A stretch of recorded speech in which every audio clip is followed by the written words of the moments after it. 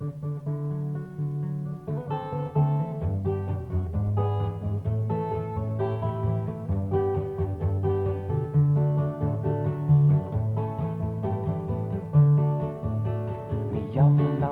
toko izato anao ramato, milanjalanja orona ka mamono vorona, tsy hitako izay atao, misafosafo lohanjao, matahotry ny oborora ka leko miala moramora.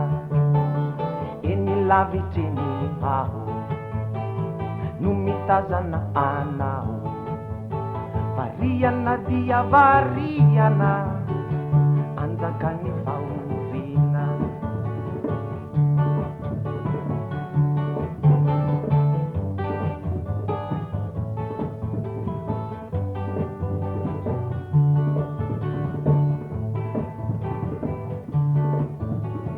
Miavonavona toko izato anao ramato, milanjalanja orona ka mamono vorona, tsy hitako izay atao, misafosafo lohanjao, matahotry ny oborora ka leko miala moramora.